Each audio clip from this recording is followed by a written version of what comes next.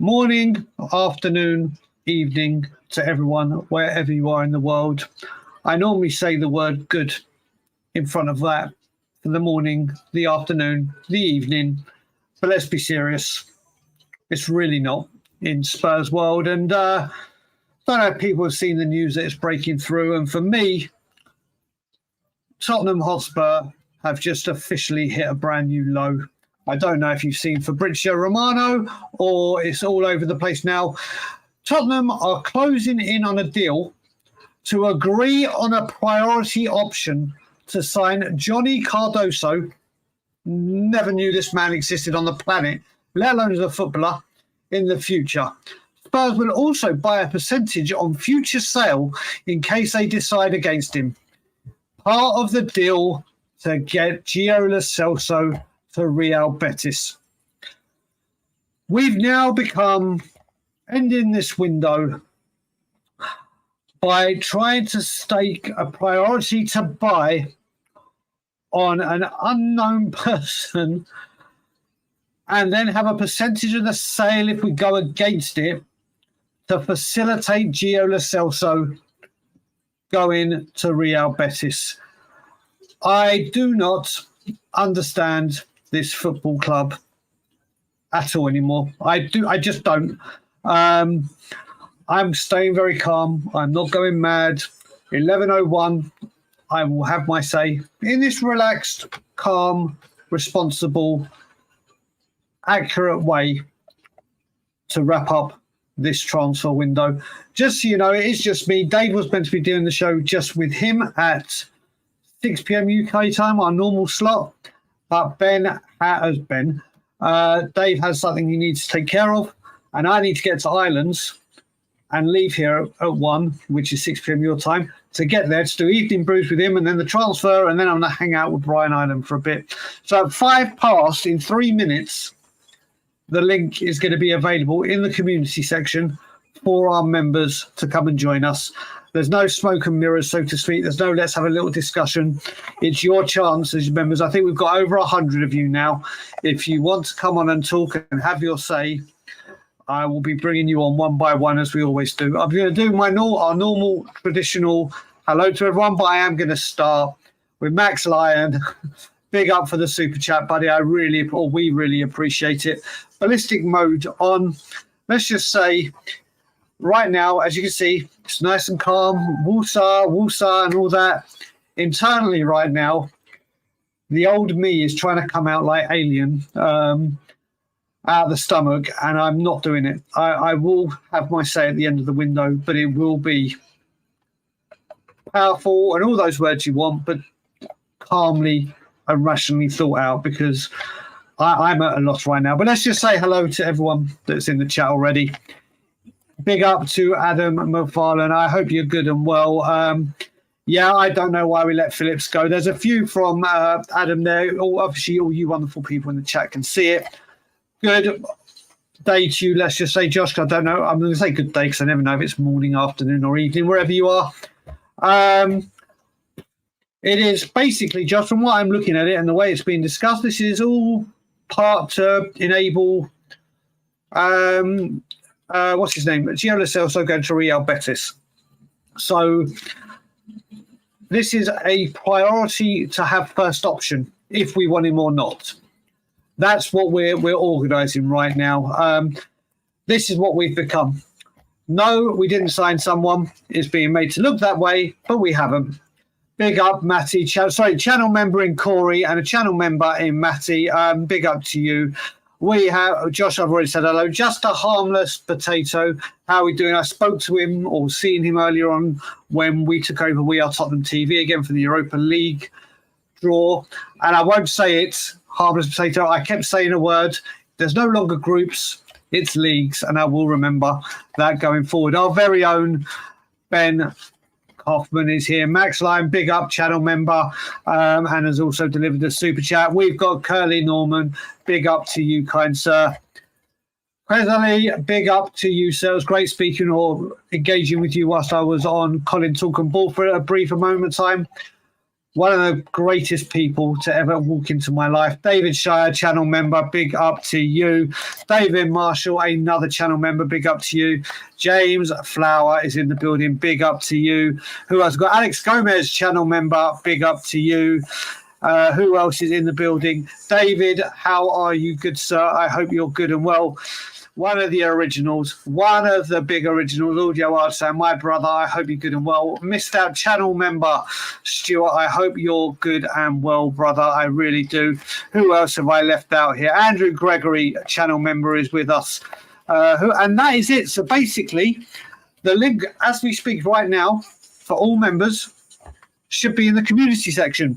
So if you want to come on and have your say, you can. If you don't, this will be a very, very short stream, because I am going to keep my thoughts to myself until evening brews later on and after the window closes, because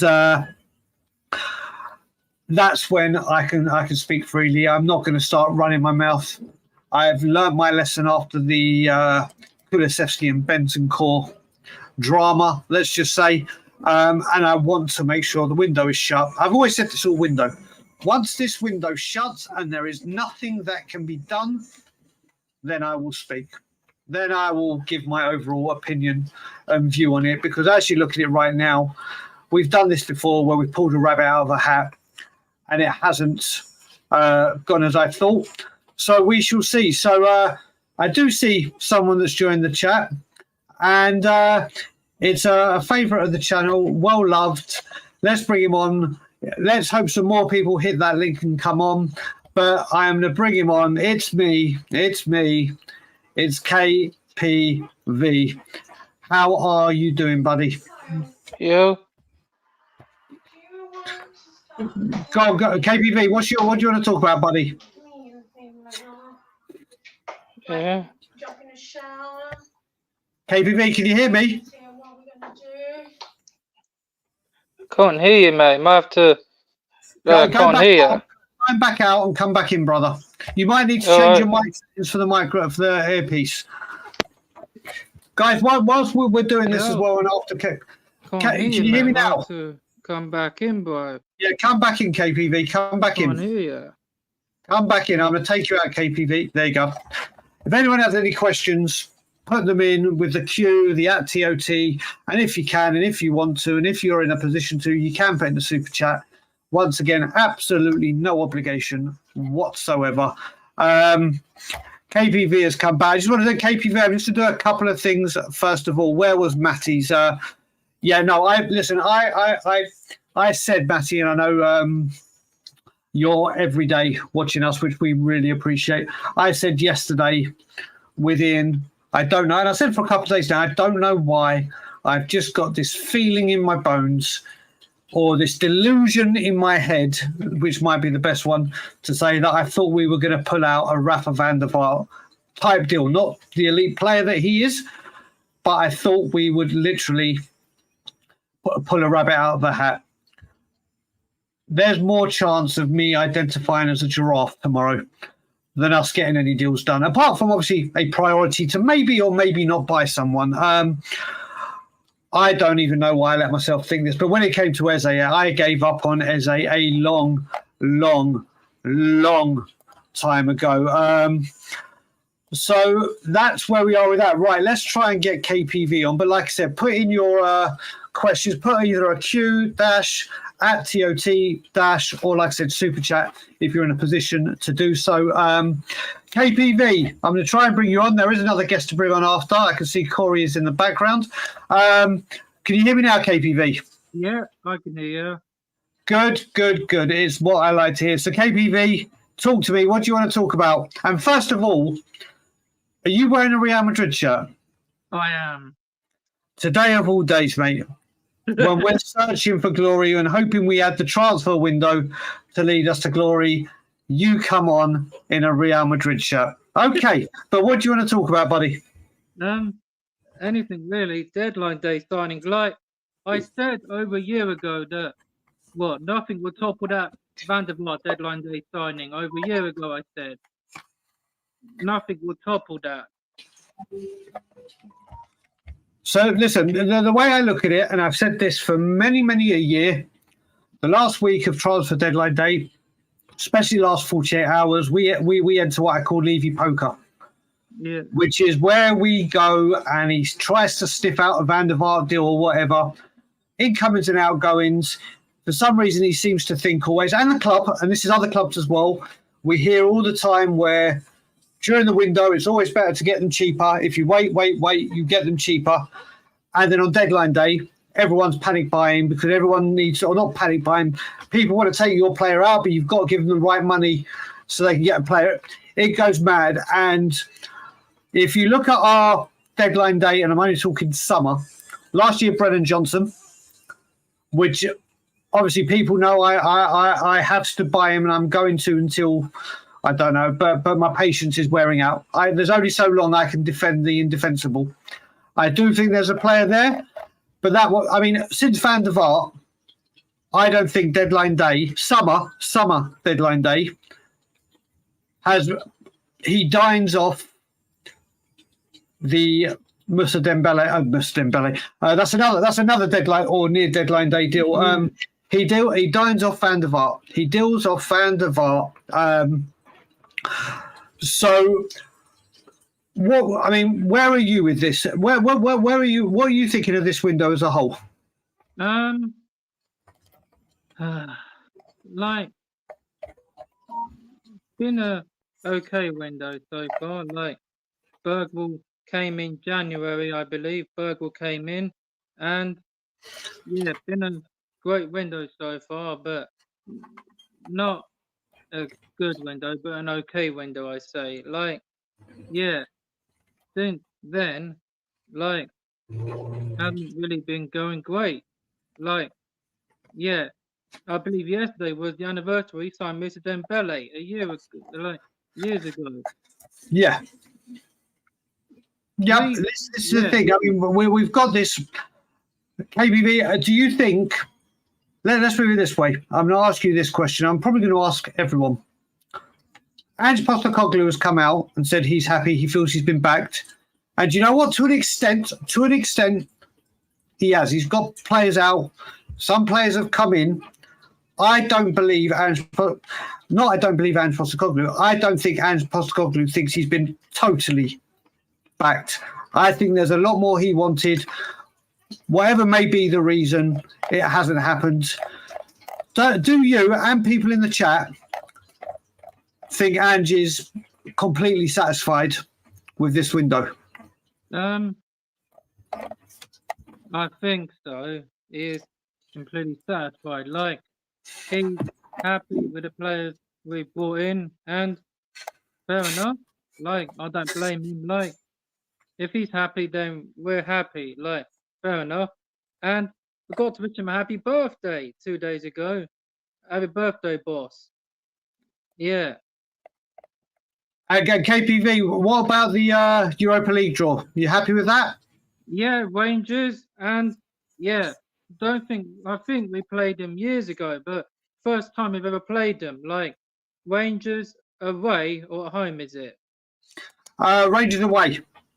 Oh well, we beat them 2 seasons ago under Conte to win that trophy at their ground. Yeah, don't start. KPV, listen, today's not the day to start talking about water-told trophies and beating Rangers in a pre-season goddamn friendly. Today is not the day for people to be saying things like this to me because woo-sa.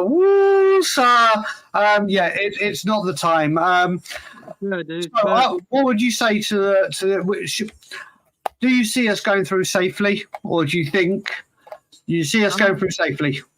I see us going through safely. Like, it's not a group thing anymore. So, but some of my mates don't like this new phase. Like, yeah, some of my mates don't like it, apparently. Like, fair enough. But if you prefer the group stages, people, then fair enough. But the group stages weren't really that great, to be honest. I know we went on that mad one to the Champions League final. That was a mad one.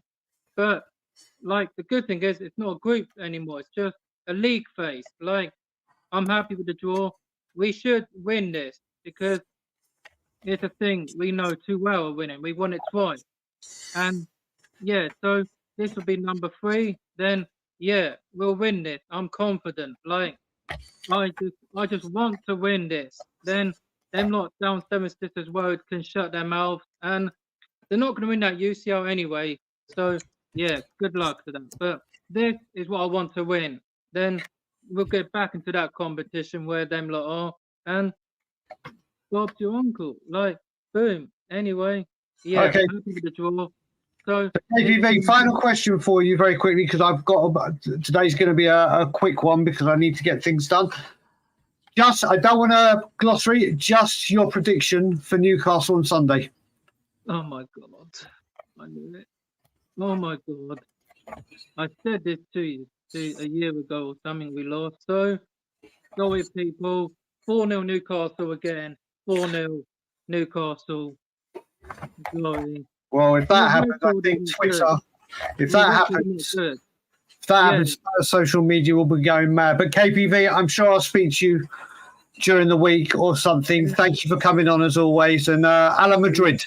Yeah, cheers, mate. See you later on. Yeah, See you later on. Right. There you go. Let's get you. So that was KPV as always. I'm just going to address something from a dear friend of mine, a really good friend, international observer. It's hard to accept your stance on Ange. Ange has spoken. He was very clear. He said it with a straight face. He was backed. Listen, politicians speak with a straight face all the time, and we know they lie through their teeth. My stance on Ange, and I'll say it now before I bring James on, and I'm not bothered what people want to say about my stance on Ange, and I've said this my entire life, and most importantly, under Daniel Levy's ownership and reign, I have always and will always stand behind the manager, whoever it is, because no matter what happens, the same bullshit happens again. There are people that will say right now, Ange is clueless, he doesn't know what he's doing. You're entitled to that opinion, fine. How do we know what he's capable of if we don't give him the time to do it? All that will happen is we'll get him out. Who's next on the managerial conveyor belt that comes in will probably have a different philosophy, certainly a different style of play to Ange, because let's face it, he plays a style of football that not many do, whether you like it or not. Then he's got to get the players he needs in. Then we just repeat the process again. Then we'll sack the manager after 2 years. Then we'll sack him again. Look at Daniel Levy's managerial track record or hiring. One manager, being Mauricio Pochettino, has earned a contract extension. He is the only one that has stayed beyond his original contract. And look where we were. And every single other manager has fallen foul. We have tried to win now. The let's have a project, the youth ones, the attacking ones, the defending ones. It doesn't work. It does not work. So if we do another manager again, you know what's going to happen? The fan base will say it's part of a process. Patience. We've got to give this manager time. I will give every single manager the most amount of time possible. But we're not going to go anywhere without keeping a manager and letting him do what he does. But that's my view on Ange. Like I said, I'm going to be more about it. We're going to bring on one of the nicest people, someone that's become such an important part of my life. Love this man dearly. He's a big friend of the channel. He's out fishing at the moment. So he's on my. At least we can see some blue skies. Some blue sky. Have you taken your couch, James? Have you taken your couch to the living room and just gone fishing? How are you, brother? Yeah, I'm okay, mate. You? When it comes to everything but Tottenham, all is good. I had to wake up and do the Europa League draw for We Are Tottenham. Then I had the doctors call me about my pre-surgery do's and don'ts and things I have to do. That was lovely to know about my build-up and then the rehab. And now I get to speak about Spurs all day. So you tell me if this is if everything is good. But James, brother, like I said, this is the members' show. Take it away. Where are we going with this? Yeah, well, I mean, it's only right to sort of start with the transfer window, I suppose. There's transfer deadline day. Let's do it. Let's do it. I can't help but feel it's so underwhelmed, and I feel like Levy's pulled the wool over every Spurs fan's eyes, because Andrew was saying we're going to go win the league next season, and yet now we put in loads of kids. It's a project. So, yep. So what is it? Well, thing. So one thing I will say, like we'll bring up as I'm going. Sorry, I'm going to be so delayed on the comments because it is just me. So I'm just trying to bounce everything off. Listen, he has signed off on these players. There's no doubt this season his recruitment and player purchases come under scrutiny. There's no doubt. A manager now in his second season, he's had 3 windows. Whether you want to say he's been backed by the board or not, he now has the players he has wanted. So it now has to work. There is big pressure on him. Big pressure on him, David, because these are now his players. And that's where he's going to be the making or the breaking of him, isn't it, James? Yeah, I agree.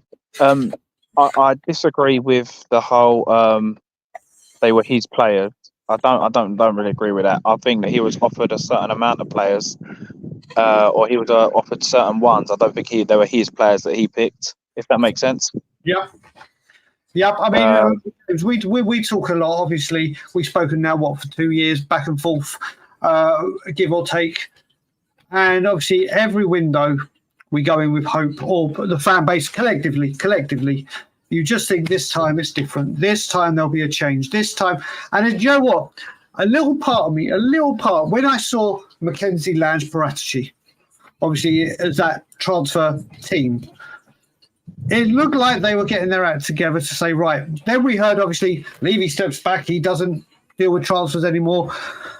I really had that little bit of optimism that this transfer team will go out and tackle this market. I mean, what have you made of the transfer team? Again, I think that they've pulled the wool over everyone's eyes. Like, I think I read that or worked out that Levy's saving 45 million a year in wages. Yeah. So it's the perfect window for him, isn't it? Yeah, I mean, you got to look at it as well, James. And because I just saw it. Who brought it up? It was brother Terry Wright. Ange Postecoglou obviously came out and said we're physically fitter, we're more ready to. We're about to play our 3rd game in the Premier League. All 3 of our first team strikers are injured. All 3 of them. We are so light, aren't we, in certain positions? Don't get me wrong. It's the chance of having 3 players out injured in the same position. Make Spursy. That's what I'll say. Spursy. It's a mess, isn't it? But straight up front. Well, for me, people like Richarlison, I know they said, he doesn't want to leave. That's all well and good, but I don't care what he wants. I care what Tottenham wants. The guy's never been fit. He's played, 15 games last season? So what are we going to rely and reject big money for someone that's never fit? It doesn't make sense to me. Dominic Solanke, it doesn't seem like it's a major injury. It just sounds like a little niggle. And I know Son, after last week, everyone's going, oh my God, he's the best striker in the world again and blah, blah, blah. But let's be honest, like he can do a job there, but he's not a striker.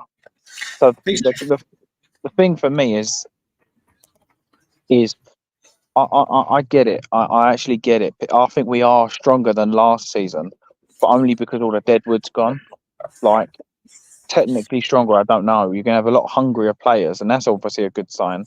But when it comes to like a better starting 11 man for man, it's the same 11. That's what's annoying. It's exactly the same 11. Well, you also look at it, and big up from Chicago, Raymond. Big up to you, matey. Like you said, you look at this, and I put a tweet out, I think it was last week, and some people understood where I was coming from, and a lot of people didn't. We are numerically weaker as a team. If you work out, and this isn't a sarcasm, if you take 12 players out or however many it is and you bring 5, yes, a lot of them are deadwood, so the strength. What people weren't understanding what I said is I'm a big fan of Gray. I'm a big fan of Gray. I think it should be great. Solanke, I didn't understand. I do now.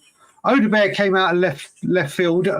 So we have brought in players, but we haven't brought in experience. We haven't brought in established winners.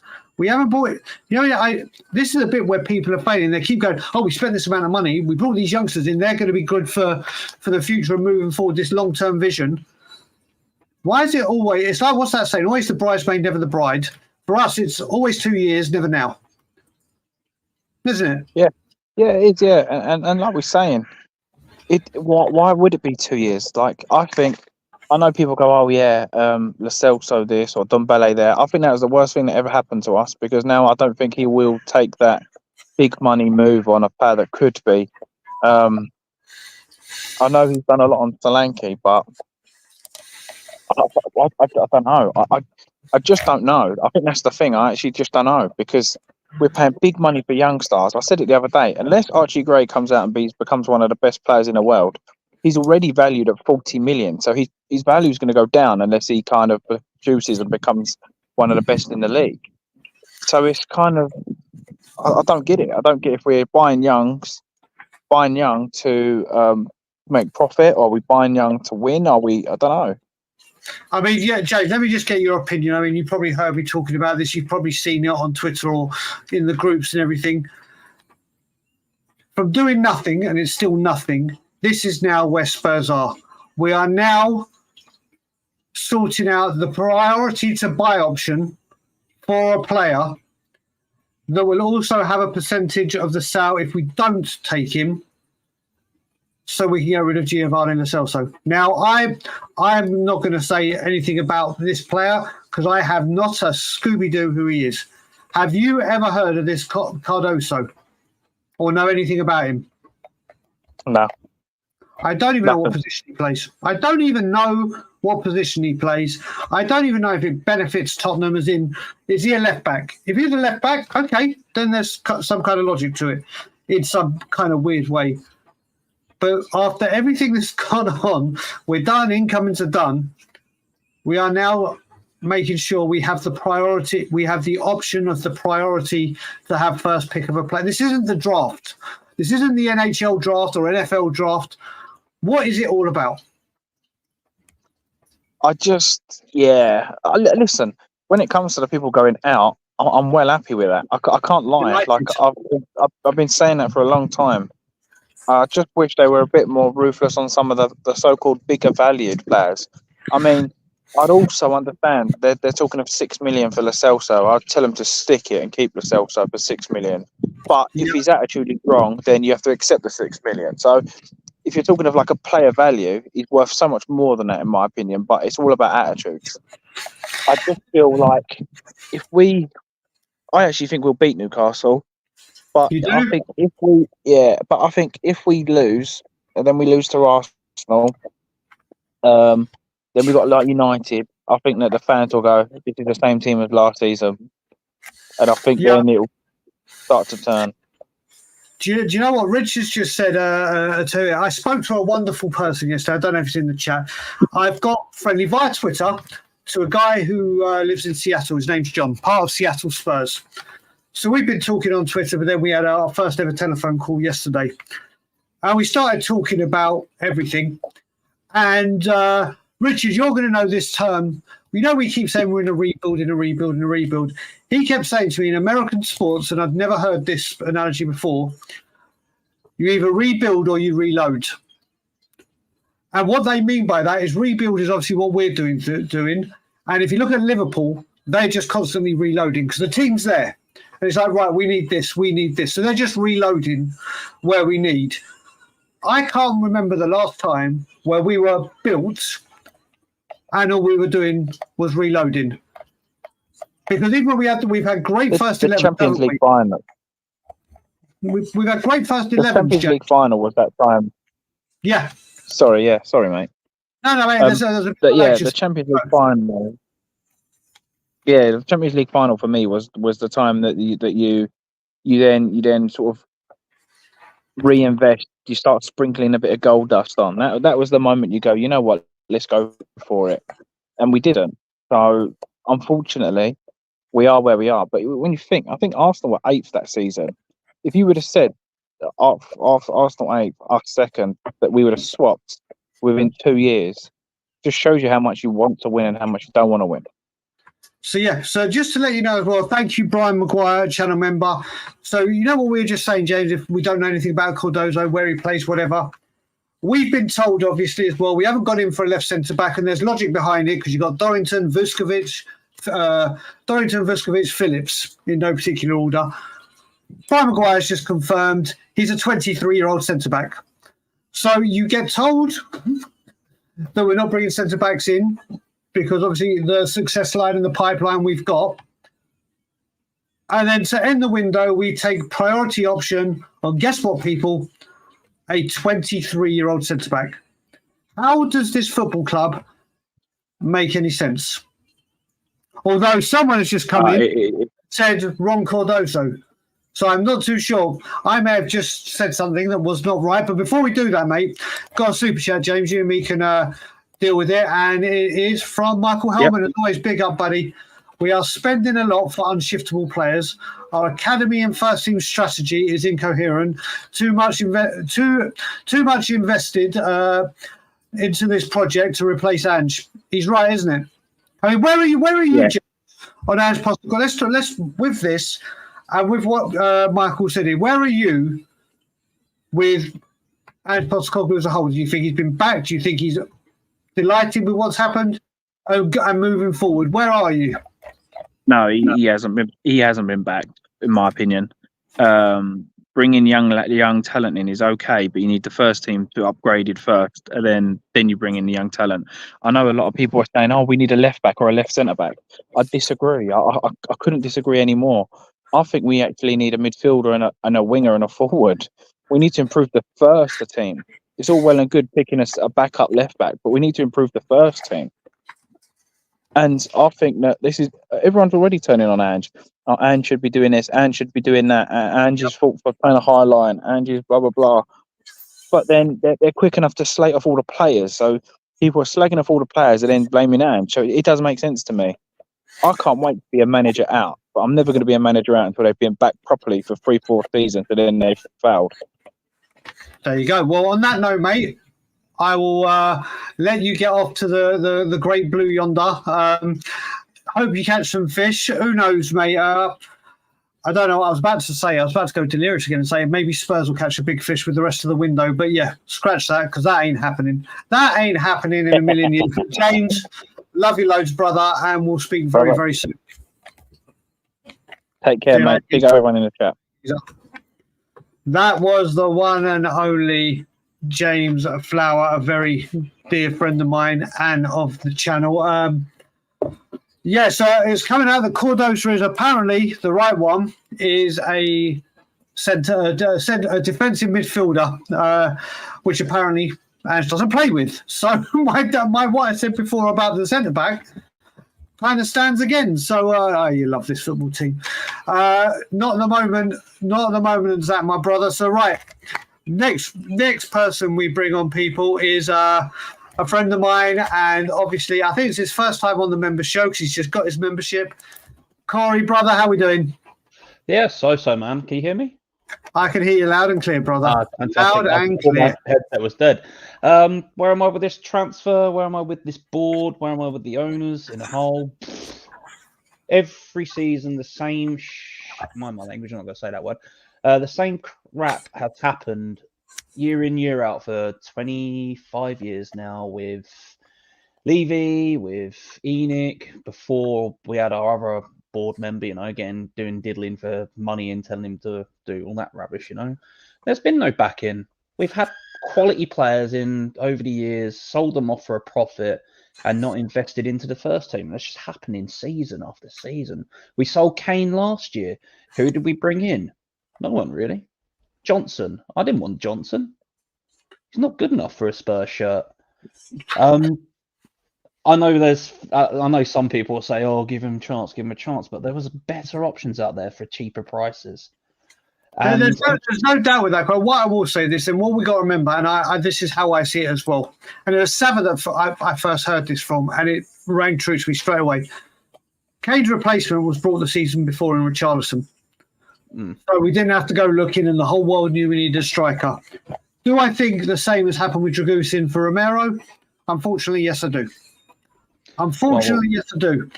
When that happens to Madrid, it's going to happen with Romero. He'll be off to Madrid. Then we'll lose Anderson, and we're back to square one. What I will say, though, as well, and I will keep saying it, I think the youngsters we brought in are all going to come good. I think. Oh, yeah. There is some quality there in Archie Gray. I think Gray, Bergvall, Odegaard will come good. There's a lot of pressure on them immediately. I do have great faith in them. I'm not going to get started on Alfie Devine because we'll be here for 3.5 hours with my love affair with that man. But there are the youngsters coming through. So I do believe in time coming, we could have the nucleus, if they're not all sold or not stripped for parts or whatever, we could have the nucleus of a very, very, very good team for the foreseeable future if we can cement there. But let's get away from the man up top because don't even want to go near him right now because just, where are you looking? I mean, sorry, my bad, Corey. This is a member show. It's your time. So you go where you want to go with this. We're lacking severely for cover at the back. No left back, no centre back. We're needing a few more covers really in those positions. We need a better alternative to 2 injured strikers up top. Richarlison, 13 goals a season, if you're lucky, always injured. Dominic Solanke, I want to get on board, but again, it's another kid that's injured. And with our medical team, you'll probably be injured for most of the bloody season, in our luck. The wingers we've brought in, fantastic. Timo Werner, why?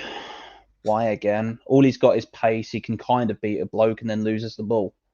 At least with the Belgian kid coming in, Odebear, is actually a proven youngster from last season's stats. He has the most completed take-ons for anyone under the age of 20 in the Premier League before Burnley got relegated, leading to most possessions of passing into the box for the youngsters under 20. Good. I like those kind of stats. And watching him on the eye when he was playing for Burnley, you could tell the kid can do stuff. Yep. With Archie Gray, I am over the moon with that kid because I've got a soft spot for Leeds United, even though I'm a Tottenham supporter, because my late cousin was a Leeds supporter. So, I've met Gary Speed before he passed away because my cousin had connections to the club. So it was all nice and that. But Leeds always seem to come up with these really fantastic young players. Their youth academy always seems to churn them out every couple of years. You had Rio Ferdinand at Leeds. You had Alan Smith at Leeds. Well, Rio Ferdinand was West Ham, wasn't it? And then he got his shots. Yeah. Sorry, I got that one mixed up. Leeds have for listen. Spurs have got. If you want to talk about a great youth system of past, the first one that always comes to my mind is Southampton, or even West Ham. When you look at the Coles, the Carricks, the Defoes, that just kept reeling off the conveyor belt. Spurs have this moment for the conveyor belt. It's not, and I repeat, it is not going to be like the class of '92 where 5 come in and bang. Because look at the 6 that were around them at Manchester United. This is going to. This is. I think the youth is there, but I'm always hearing about youth this, youth that. Couple of years this, couple of years that. Where do you feel? Where are you with Ange Postecoglou? Because, like I said, I am as much Ange in as I am Levy out.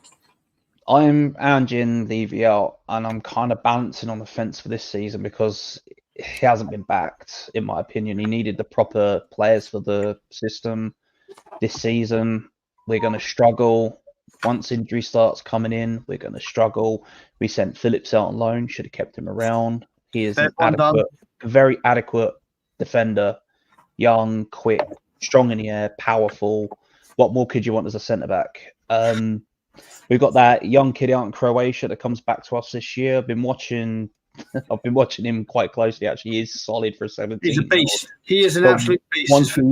Once he comes back, he's going to be shipped out on loan again. So it's just another way of bring this player in and then send him out a few loans and then see what we can get from him in a few years. That's what I feel like is going to happen to Phillips. Hello, Theo. Hey, Theo. You've got headphones on. I will just say, look, this is the thing. Well, Sancho to Chelsea confirmed, which doesn't bother me at all. I didn't want him. But I've got a very funny feeling now. And obviously, again, it's 2+2. And unfortunately, this time I think it will make 4 because Arsenal do business and get the big players in that they need. I think that's Raheem Sterling definitely going to Arsenal now. I think Raheem Sterling is going to the filth. Raheem Sterling down one wing, Saka down the other, just in time for the North London derby. What wonderful things. What are you thinking about Newcastle, Corey? Oh, before you do that, wait a minute, we've got a super chat in from Ed X, as always. Thank you so much, Ed, brother. Beneath the facade of the best stadium and training ground lies a back office of mediocre staff and unfilled positions to move the club to a win or else mentality. No true ambition, profit only, or only profit. Yeah. That's just what Enoch and Levy are about. This money. We were given the pretenses of the stadium as long as we regenerated the area around it. So that brings in your silly little go-kart, Mario Kart tracks, your skywalks on the stadium, your hotels. This money that we're making from sales is just going to be into the regeneration program. That's what it has been, or paying off the stadium as quickly as we can possibly do it. But all the time, Levy is pulling the strings with the money. We're not going to spend the money on the players that we needed to elevate us to that next stage. So we're going to stagnate again like we have done for the last 25 years under them now. One cup in 25 years, not good enough. I was in the stadium with my grandparents. My uncle, my cousin, when Wood has put that goal in past Chelsea, the Carabao Cup or League Cup final, whatever you want to call it now. Insert title here, cup. And I grew up in the 80s and 90s. I grew up watching fantastic players like Gaza, Klinsmann, Teddy Sheringham. Where are those kind of players for us? A striker like Sheringham, I would love to see at our club, not some kid that bangs in 19 goals, has one good season, we're forking out 65 million. I want more proven striker than that up front. All right, he may come good, Dominic Solanke. Watching what he done for Bournemouth is fantastic, but then you're looking at a guy in a lower end division team.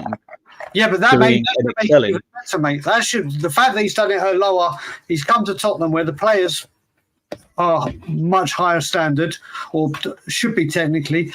Let's talk Solanke very quickly. When Dominic Solanke was rumoured and the rumours started gathering pace, and it broke just before I was going on Chris Cowlin's show to do a show, both myself and him and a wide amount of this fan base were raging. And I think the reason I was raging is when I hear Spurs are about to, and this is how I was feeling at the time, when I hear Spurs are about to smash their world or their transfer record, and it's going to be for a striker. First of all, I went all Hollywood thinking, right, the big money means glitz and glamour and the Hollywood name. And things like that, yeah. Whether it had been Gyökeres I wanted, whether it had been Vlahovic, whether it had been Ivan Toney, whether it had been, you can list the strikers that were available. I went straight down that way. I went, right, it's going to be a Hollywood name. That's just because immediately I think if you beat your transfer record, you're signing a player of real talent, no matter what. And then I heard it was Dominic Solanke. I was like, nope, under no conditions will I. But what I've learned as well is I took a step back and looked at it and didn't think, this isn't the player I want. I believe Dominic Solanke is the correct striker for Ange's system.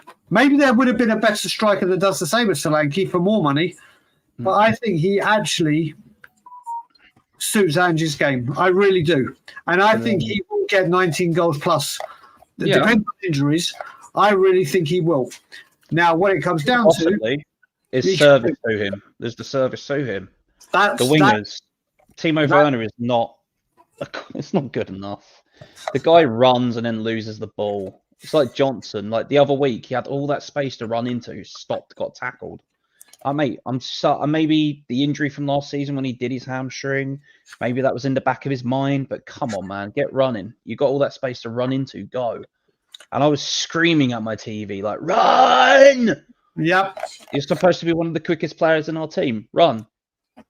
So listen, what you're talking about, Brennan? Sorry, I just had a Brennan. One thing I will say with Brennan, and again, like I said, I always stand by give the player a full pre-season with the manager before I start judging. Brennan, for obvious reasons. Listen, I still stand by him, and I still deliriously think he will improve. But it's getting harder and harder. When I go on shows and say this now or tweet it, obviously what I'm saying and thinking that there's a player there, he's not showing it. At the moment, it could be lack of confidence, could be whatever. I was on Sava's charity stream when he did his 24-hour for Andy Mann's club. And there's a Notts Forest YouTuber that came on by the name of Wolfie. And we got speaking about Brennan Johnson. And he said words to this effect. The reason Brennan Johnson did so well in Notts Forest and looked so good was they played counter-attacking football because they were lower. Obviously, their main aim was survival. They played that, and their main thing was as soon as we break, try and get it to Brennan, long ball over the top or whatever, let him use the pace that he does have to get past people. And then once he's clean through, that season they stayed up was largely down to him and his finishing and his end of season form. So he's gone from playing that style of football where they use the large space that's left behind the defenders because he was playing for Nottingham Forest to exploit. Well, he's now come to Tottenham where teams sit back on us because they don't want to give us the space. And Brennan Johnson, don't get me wrong, this is not an excuse to say he shouldn't be doing better, but we have brought him in and play the main thing that Nottingham Forest could do to exploit and use his assets. We cannot do at Tottenham Hotspur because they all sit back and don't give him the pace or the space to use his pace. So maybe, fellow, you look at Theo go. Look at Theo go. So yeah, I think. Listen, it's. Colin, are you saying Wales play the same way as Nottingham Forest to his strengths, or he's doing the same? Unfortunately, at the moment with Wales playing the Tottenham way. Colin, just let me know with that one. But this is the thing. I think, yeah, like you said, Michael, right here, like you said, he's not first choice. I actually think right now, even Odebear, I think it goes Sonny, then Odebear, then Werner, and I think it's going to go, obviously, the young kid coming in from South Korea. Something like that. No, you got Kulusevski, you got Johnson, you got whoever that will play right, and Odebear could go there. It's okay. Collins just said so. It's the same with Wales as he did with Forest. So they use his strengths. Yeah, we're not exactly using strengths, but wouldn't it be? It seems weird to say drop Maddison into the centre midfield and put maybe Johnson there, so we could use the pace of Johnson and Solanke to press quicker. Well, and then have someone else out on the wing. Corey, what I will say with this as well is with Brennan Johnson, I think right now this guy, for his own well-being, confidence and whatever, whenever we did start using him as an impact sub, I'll take you back to the Crystal Palace game where we won 3-1 but were 1-0 down till he came on the pitch. Yeah. You look at the Brighton game when he scored the last-minute winner. He, at the moment, for me, needs a spell on the bench to come on and impact the game from there. But, Corey, listen, I'm going to let you go so you can spend some time with Theo. Thank you for coming on, buddy. That's right, buddy. We'll Thanks for having me. Always, brother. Always a pleasure. When you go on Xbox and play with him. Yeah, you go do that. You go do that, buddy. See you later, man. Thank you. Bye-bye. You can't hear me, but bye, Theo. Right, okay. We've got one more guest left in the chat. Or in the waiting room. If any member does want to come and join us, please go into our community section and you'll see the link to come and join me on the show. And let me just use this opportunity to say, if you are enjoying the content from Tottenham on Tour, please give this show a like. And if you're not a member, please give us a subscribe. We're really trying to push the boat out this season and get as big as we can. We're on the road to 9,000, which will hopefully let us get to 10,000 before New Year. Even if you just share our content, that would be amazing. But without further ado, let me bring on my man, Rinketic. Rinketic, how are we doing, buddy? I am trying at least to be happy. Rinketic, do me a favour. Turn your phone sideways. Turn your phone landscape. And it should, if you turn it sideways, it should fill the camera out. No, it's not doing it. Okay, you're going to do it the other way. Just stay where you were. What do you want to talk about? To be honest, I don't know if you agree with this, but Spurs fans find excuses to everything. And like I've been like coaching kids the past 2 hours, so I missed out on this the new CDM guy, the Jonathan something from Betis, Medicuccio. Yeah, Johnny Cardoso, I think his name is, and as he does sound like a hitman mafia. And and it's one of those here's the thing. I'm not trying to like trash him or anything. To be honest, I blame like the people above more than this guy because I feel bad for this guy, to be honest. But we were talking about buying this guy for what, 25, 30 million? And do you remember the guy I sent to you yesterday? Yeah. He was bought for 25 million. Yeah. And the thing, like, okay, are we saying this? No, get through to Leipzig, 25 million. Took them a half day to book plane, medical, and everything. They missed out on Antonio Silva from Benfica, and they were like, no, we're going back to Gertruda. Yeah. And the thing is, like, 25 million for a big club like Spurs, it should be nothing. It's pennies. And we can't even get one of those deals done. And the thing is, like, people will like say, like, yeah, Gertruda is a right back, like he's a right foot center back, he can't play on the left side. Well, he's a professional footballer. It's about adapting. I'm teaching 12-year-olds right now to adapt, to play winger, to play center mid, to play like whatever, like, and then we'll have like a few fans who'll be like, yeah, he's a right foot center back. He doesn't play like on Mickey van der Ven spot. Like, it's about adapting, right? Correct. And the thing is, like, big teams, like, I don't know, let's take Man City, for example. If you look at it, like, the attackers, like Jack Grealish, Foden, do you actually think you can go to them and be like, yeah, you're not allowed to play on the left wing today. You need to sit on bench. No, they will be like, no, we want to play on the left wing because they want the game time. Well, I want to play on the right wing, just the game time. And it feels like Spurs fans find excuses for everything. It's kind of like boring. So just we can talk about this quickly as well. As Josh Keeley as well as Luca Gunter have now. So we've got two younger keepers that have just signed big contracts. Yeah. Luca Gunter is. I honestly think Spurs have got a future. Great. Oh, mate, I'm not going to say great now because people will clip it and go. What I will say is, to me, Gunter is ahead of Whiteman. He's ahead of Austin. I think there's a real goalkeeper. I honestly do. But again, we've got to wait for him. But it's good to see that he signed a contract. Where are you going into this Newcastle game now? I know today, and once this window shuts, there's going to be a lot of arguments between fans and how we support this team and who's right, who's wrong, where do you stand on this and where do you stand on that? Yes, he's been bad. No, whether it be the players, managers, owners, there's going to be a shit show. Where are you going into this Newcastle game? We're going into Newcastle now with, as people have been saying, it looks like the squad is going to be, or the team could be very much the exact same as last season.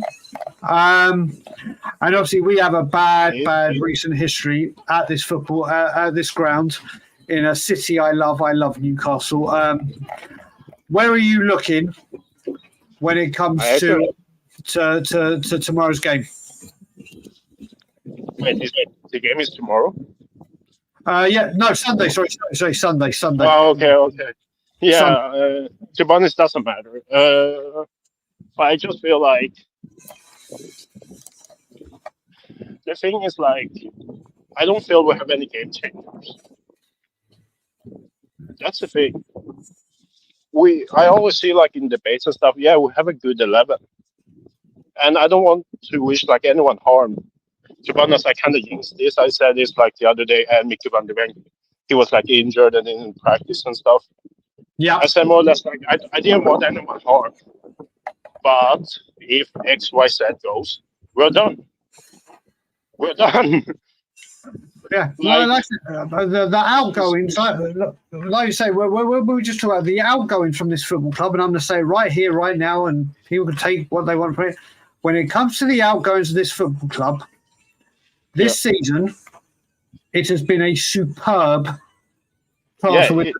Now, there's a lot of people, obviously, I can step back and say that. We have done getting the outgoings, but then you get a lot of people saying, well, it should have happened earlier. They're clearing up their own mistakes. Yada yada. Whichever way you want to. I've got to the point now where I'm not going to say that I want something to happen, and then when it happens, say, "Well, why didn't you do it sooner?" I can't be doing that anymore because it opens Pandora's box. And whether you're like myself when it comes to the board or you're not, and you don't have an opinion on them, whatever happens, we have been saying for ages and ages and ages these players need out. Well, they are. They are. They're gone. They're done. Yeah. We've saved them. And I'm not talking about this in, oh, well done, we're in the money now. We have slashed this wage bill. Which, but we haven't used it well. I'm delighted with that, but I'm not delighted in the way that when we were slashing that, I really did think one big player would come in, and I mean a big player. The Premier League would have gone, oh my God, look at that, and we had the resources now to pay. Yes, people say, oh, if we had done that, well, then all the other players will get annoyed. No, that's he comes in on the big money. Yes, Sonny might be on having his contract to be on par with the highest earner, and that's rightfully so. But there comes a point where when De Bruyne keeps signing new contract, I'm just using De Bruyne as an example. The Manchester City players don't go, oh, he's getting more than me. They're saying they're rewarding because they know how well what this man does for this football club. They know how elite this guy is. Haaland does what he says on the tin.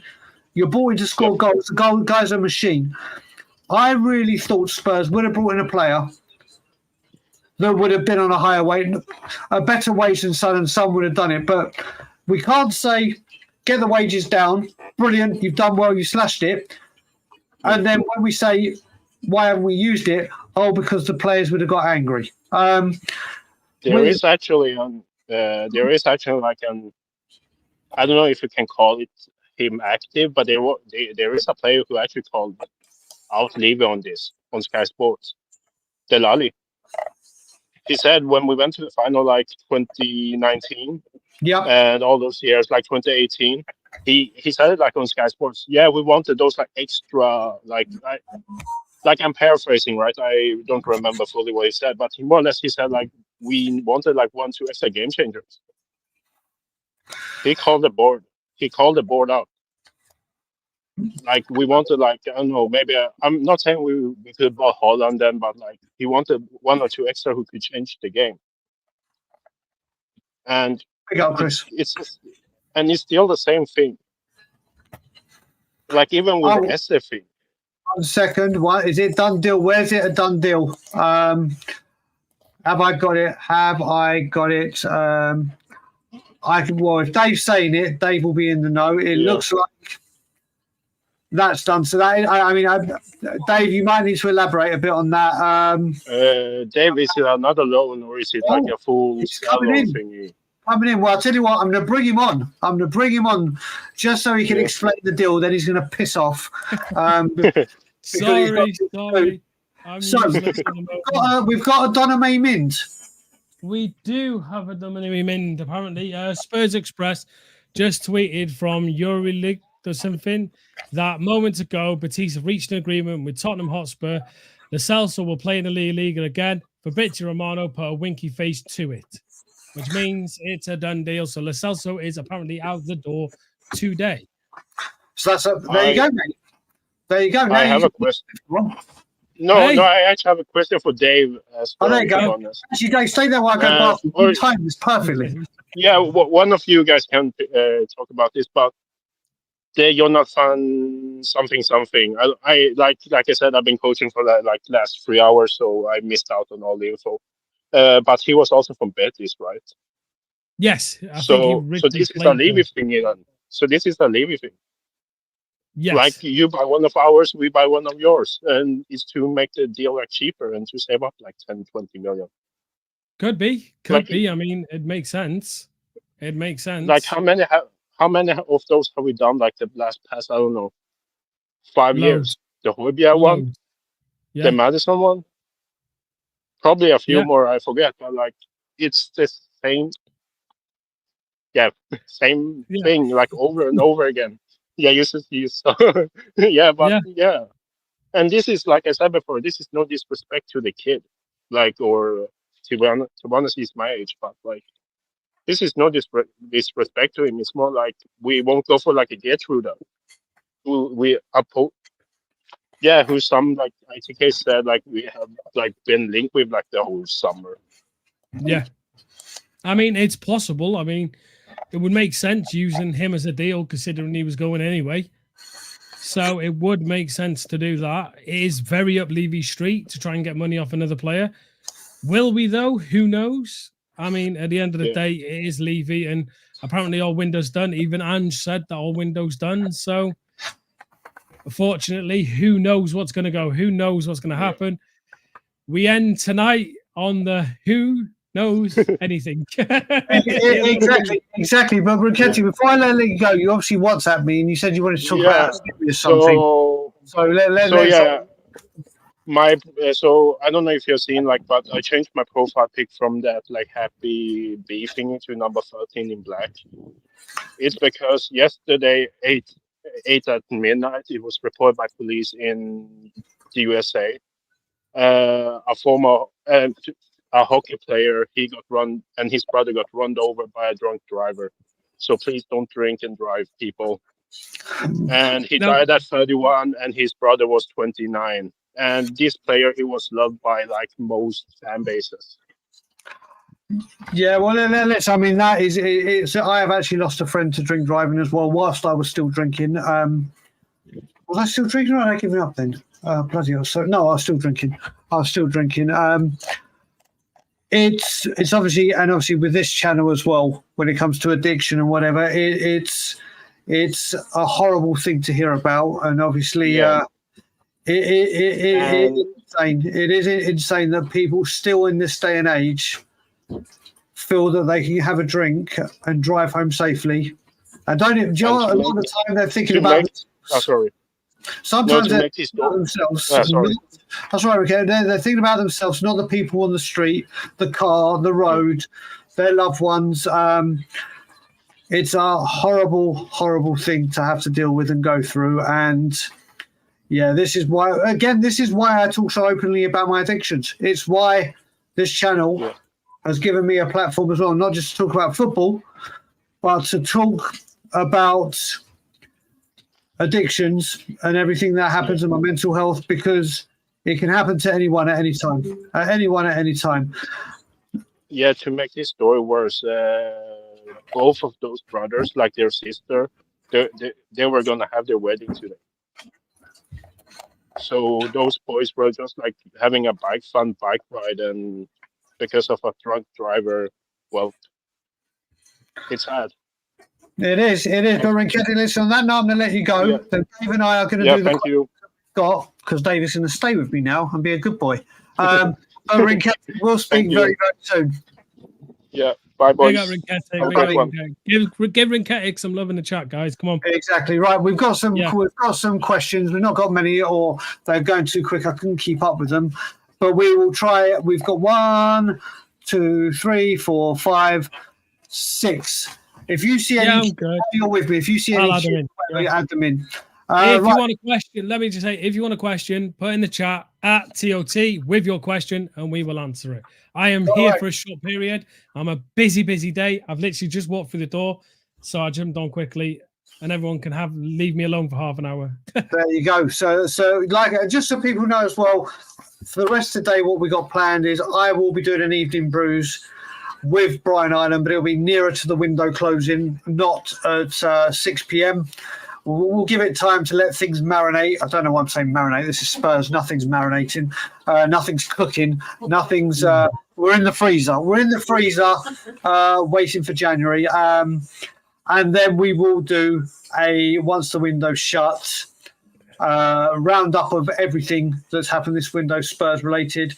And I'm sure there's going to be a passionate ram from me that will be clipped up for another From the Heart ready for tomorrow. So let's go through the questions. Curly Norman, why do we continue to operate like a small club when we are the 8th most valued club in the world? I'll let you go first, David. It's basically business. That's all it is. Levy is a businessman and it makes business sense. Why spend copious amounts of money trying to win a trophy which doesn't give you much return? Top 4, bear in mind, you get a lot of money from getting into the Champions League, so it's actually a good return. That's my take on it. That's my opinion. Unfortunately, if you agree with it, you do. If you don't, you don't. But I've always seen it as the return from a trophy doesn't give you a good enough return than top 4 would.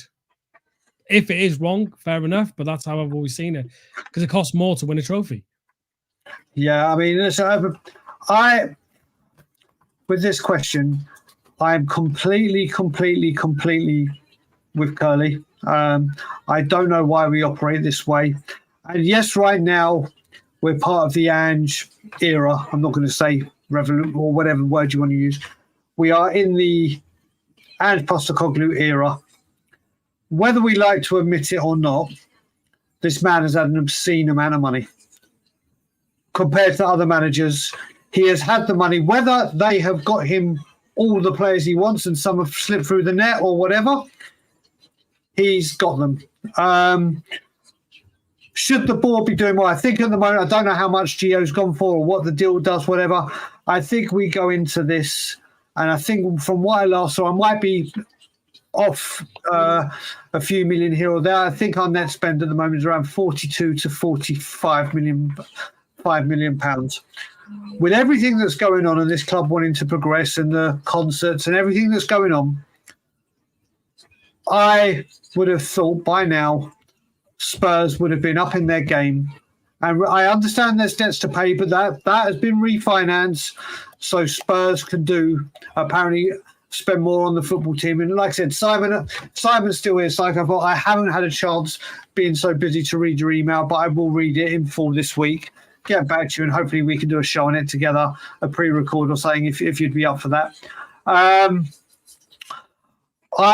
demand more from my football team, and I don't care how little it is to win a Europa League financially. I don't care how much the prize fund is for a Carabao Cup. Do you know what?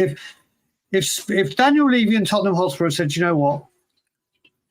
And whether you like it or not, we have disrespected the domestic cups. A lot of other teams do it, so it's not just Tottenham, but we're starved of success. We're starved of winning a trophy. If we had picked up a couple more Carabao Cups, an FA Cup, or something, the tension, the heat, the pressure, done. Would I still, if we win a League Cup this year, am I still leaving out? You bet your ass I am. Would I be delighted that this club has won a trophy and taken a domestic cup seriously? Can end all the trolling, all the nonsense, everything? Be over the moon. Be over the moon. Would I be delighted to see a manager see out the length of his contract? Whether I don't like what they're doing or not, yes, I would. Let's go down this method. You look at all the big clubs, whether they've got money or not, they've reached success by standing by their manager. But I will guarantee you, and it worries me, the second Levy out starts getting chanted in that stadium. Should it, you watch the one person that will pay for it for saying Levy out will be Ange. And then we start again, and it happens. So do I want to hear Levy out running through that stadium? You bet your ass I do. Am I concerned it will cost Ange Postecoglou his job because he just pulls the trigger? Yes, I am. But we should be definitely acting like a bigger club or operating to reflect who we are, not what we're trying to be. God, Dave, has something come through? Because I can see you looking at your phone. Yeah, it has. Yeah, it has, mate. It has. So Giovanni Lo Celso to Real Betis. Here we go. Now, this gets complicated because I don't understand this. So hopefully someone in chat might, or you might. Giovanni Lo Celso to Real Betis. Here we go. Deal completed with Tottenham for the Argentinian midfielder to return. Move completed with Johnny Cardoso as part of the agreement as exclusively revealed. I don't know what that means. Are we getting Cardoso? No, we from what? Read that part again. Just read the last. Move completed with Johnny Cardoso as part of the agreement, as exclusively revealed. So as you know, the rumor that Spurs, and it was Romano that broke it. I'll read it again. Tottenham are closing on a deal. I love the way this is worded. On a deal to agree on a priority option. So basically, within that deal, we have got priority to sign. So basically, if any club comes in for Cardoso and says, right, we want him, we will have the priority to make the first move and put in the first bid, and there'll be a value in there. Sorry, more just came out now, mate. Sorry. Here we go. Go on. Exclusive. Tottenham are closing on a deal to agree on priority option to sign Johnny Cardoso from Real Betis in the future. Tottenham Hotspur will also buy a percentage on future sale in case they decide against signing him. So what? So basically, we put a priority. We've got a priority to maybe buy someone, and if we don't, we're buying a percentage of him. So we'll get a percentage on. Oh, what window? This has got Lamela and money for Hill, and then sending Hill back to Seville. All over it. And I understand. Listen, I will have something to say. I do not care what people are think about what I'm about to say. This deal, good Celso, the Celso part. I am sorry, but what other club operates this way? A bit like I've got the question. So I like Curly. Tell me a team that goes, right, you can take our player, but what we'll do, we will take in the deal a priority to maybe take on a player that we may or may not want. And if we do want him, we'll take him. But if we don't, I want to have a percentage of the set. Who does this? Who does this? Levy, businessman. If anyone says to me this is a good deal, I do not. I mean, I will. I can bring this up very quickly. Psycho. This. I mean, this business. You people. I can't even speak. I've got my wife laughing here because I just. I mean, Simon has now said that Chelsea do this. Well, do you know what? Chelsea also back their team of managers. Yes, they're a shit show.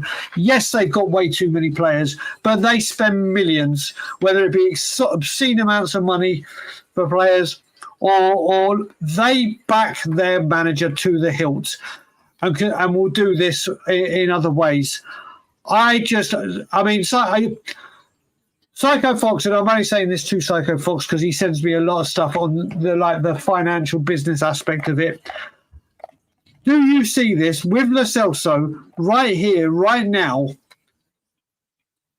as something that was desperately needed, or is of a big advantage to Spurs? Because for me, right here, right now, and I will say, to me, this is embarrassing.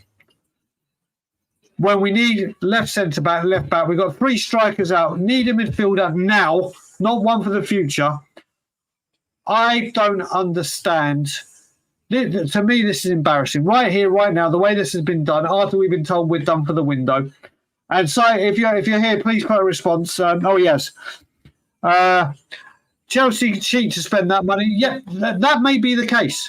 That may be the case. But what I will say to that, they may have cheated. They have the expensive lawyers to find the loopholes to get round this shit. Whereas we prepare for financial fair play, have that tied down, and we're so far of everyone. Then when we had FFP, it was told, wait a minute, let's wait for PSR, which again we're well clear of. We've now shaved 45 million off the wage bill. I think this is absolutely embarrassing. People can agree with me, people can disagree with me, people can fiercely disagree with me. I just this is it. I just, hey buddy, how are you? I hope you're good and well. I just think for right here, right now, on today of all days, this is embarrassing. Yeah, it looks like again, agreed on lawyers, bankers, investors run the world. Yeah, this is what we've become. And right now, we've become a club where we're always preparing for the next financial thing because we have to be aligned with it. Just to be so far ahead of it that when we do it, the other teams, the bigger teams with the bigger lawyers that'll pay the bigger money, will find the way to exploit it. We're so. Oh God, are you going to say something that's going to make me mad? Yeah. So this is from I can't remember his name. He's a Spanish journo, Morata or something like that, or whatever his name is, right? And he's apparently give the fee of what they're paying us for the Celso. Now, bear in mind, he was quite an expensive player to us. What did he cost? Around about 50, 60 million? No, it wasn't that much. It was, I think it was near 40. I think, let me just see. 40. Let's check, yeah, right? Also I'd be signed. quite surprised at this. 6 million? No. Go on. 4 million euros. The Verbilanco club will pay about 4 million euros, and the English reserve a preferential right for Johnny Cardosa. Say So that last around bit again. about 4 million. Wait a minute. So now is Cardosa coming in? No, this is to just reserve the right for him. I think I'm about to have an embolism. I think I can feel blood vessels. This is we paid apparently 48 million euros to Betis for Lo Celso. So we paid Betis 48 million euros, and they've bought him back for probably less than 4 million euros. Relax, Brian. Remember, relax. It's okay. It's okay, sir. It's okay. Relax, sir. It's okay. He spent his entire career. No, listen. He spent his entire career when he was injured. Played for Argentina, right? Took a mass amount of wages, and we sold him back to the club we bought him on. And for around about 4 million euros, which is probably around about £3 million, something like that. So, just laugh at it. Just laugh at it. I mean, listen, and this, me going back and forth with him, this is a great guy. This is pure love and just general conversation. Whether it's cheats or not, mate, there's people that cheat to win in whatever. I want Spurs to be associated with cheating to have success? No, not really. Would I like them to do it the organic way? Of course I would. But when you have people that are continuously outsmarting you, and we keep getting told, don't worry, wait till the new stadium is paid off and the money comes in, and then we're going to stand up where we're going to be flying and no one will be able to compete with us. Then it was we need to get ahead of FFP. Then it's PSR. Now it's more concerts and whatever. And like I said, when it comes to the venues, White Hart Lane being used, use it every goddamn day of the week, apart from match day and day before match day. The more money that comes into this football club, the better, I'm led to believe, for the football team. It's not. And there's only so long that people can keep saying, don't worry, wait for this, don't worry, wait for that. There are, no matter what happens, Manchester City, Chelsea will find a way, and other teams, to exploit what they're doing. I will say again, and I'm going to say this, it'll probably ruffle feathers right here, right now. Manchester United despise the Glazers, despise them with a passion, and actually do things en masse to try and force change. Now, no matter what, whether they took money, whether they used it as a Ponzi to pay off and support their American franchises, they have always backed that manager with the big money. Whether it's been spent wisely, Anthony being the prime example that it doesn't, but there are other deals that have. They have continuously given the manager what they wanted, with the Glazers being universally hated. And now they've got in the Jim Ratcliffe. They've tackled this transfer window very well and brought in key players for key positions that addresses the situation now. But it's an issue. But we're going to deal with the questions. But we've just got a super chat coming. Yeah, big up to week, man. Big up to week, mate. Big up to you, brother. Great supporter of the channel. 4 million is an absolute joke. And this option to buy rubbish, for fuck's sake, Levy out. And listen, I will agree. I refuse at the moment to put the people know where I stand.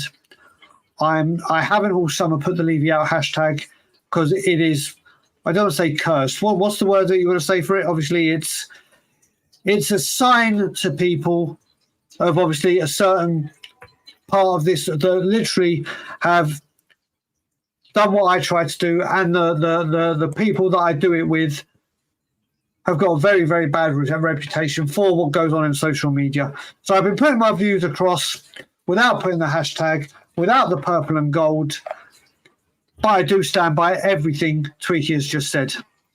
Yeah, and just quickly, Brian, Polo Keefe tweeted this, and I kind of agree with it, but obviously, it looks bad on our side. But anyway, deals like Geo1 show you the majority of clubs in Europe outside the Premier League are so screwed financially that they're including part or full ownership of players they might or might not be able to sell in the future. Forget it, Spurs involved. That's a mess. And I kind of agree with that. You know what I mean? It's crazy. But Dave, the way I look at that, and then we will go back to other people's questions. The way I look at that then is if Europe didn't have the money, Tottenham Hotspur do. Now, I'm not saying that means go spend £85 million on a player or whatever, but this is where the king of negotiating can go and do what he does, apparently, and get deals done. Now, when I say that, you got to remember how many foreign players we can have in the team, and there's loads of balance in the books, but if there's an area of the world or a region, let's say, of the world, where football is financially fucked up, and obviously, like Psycho Fox has said, and he's complimented you on reading what O'Keefe said on Europe. Europe is broke. So surely we're not going to pay Premier League money. We did for Solanke, fair play. We paid the money and 30 mil up front. But surely, if there's a weak spot somewhere, you go and attack it. Like people do when they know to attack our fullback. If there is a weakness and you can exploit it, you don't keep going for the areas of strength. You pummel that area of weakness. And if Europe, and obviously there is balance in, and the one part I will say about the club is there is, and when I say balance in the books, I don't mean balance in the books financially. I mean with the amount of foreigners that we can have in, the amount of players that we're allowed to have in Europe. So there all goes into that. But for me, I don't understand. Paul's bang on the nut, and Paul has been back. I will be bringing up one of Paul's tweets on my rant because there's a lot. I'm going to be bringing up a few people's tweets. I won't put them on the screen, but there's people I'm going to bring their reactions up who don't feel as passionately as this channel, as myself for sure, about the ownership that have come out and said their frustrations in a dignified, or do I say dignified, but in a way to easily put it across without being rude and offensive. And it's funny how that we just got another super chat, and then we are going back to questions. It is a nice one. It's a nice one. And it is. Do you know what? This man. Do you know what? This I will say again. There's 89 of you here, and before we go to these questions, first of all, Psycho Fox, thank you very much indeed. Like I said, hopefully you would be up to doing a pre-record with me on that email that you sent me. It'd be great to speak to you personally and also get this out there because it's a very in-depth one. And I've never claimed to be the financial guru expert and understand the financial side of things, and I don't plan to be anytime soon. But thank you, money not to the Dark Lord.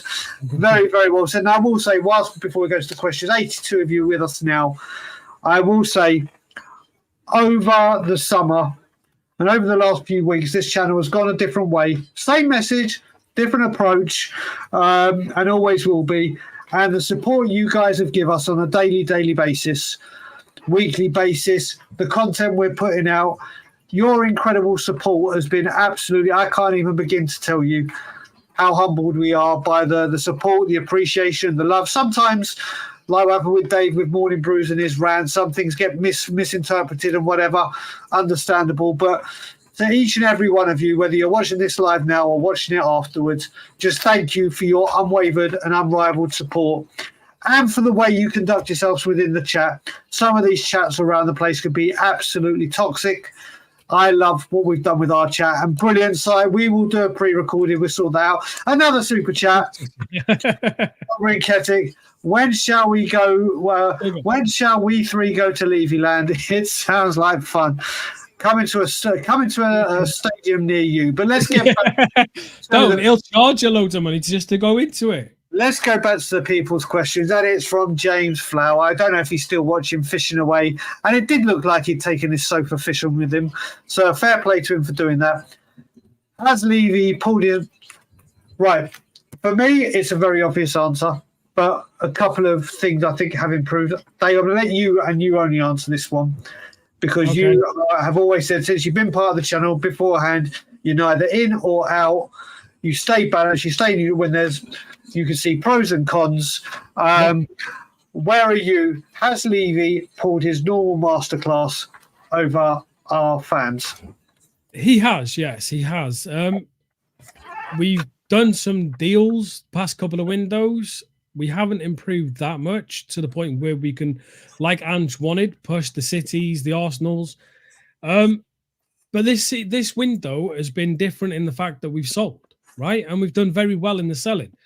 But like I said, I wish we could have Lange and Paratici, because Paratici was great at buying players. Lange is great at selling them. Unfortunately, we have the situation we're in now, and Levy has pulled the wool over our eyes. He said, we've got our Tottenham back. He made us all have some form of belief, a little bit of hope to say that this window was going to be better and how we're going to push. And Ange has been saying we're going to push and everything. Currently at Newcastle, if Ange plays our technically strongest team on paper, we have no new players within that squad from the last window, which is scary because we have a very long season to go. 4 different competitions to fight for. We struggle to fight for one. So, yeah, Levy has undoubtedly, once again, pulled the wool over the eyes, and he has drawn a masterclass within himself because, like I said, and if you watch Morning Brews, I called this before the window started. Yep. We will get rid of all the players, drop the wages, and we will bring in kids. And that is exactly what we have done.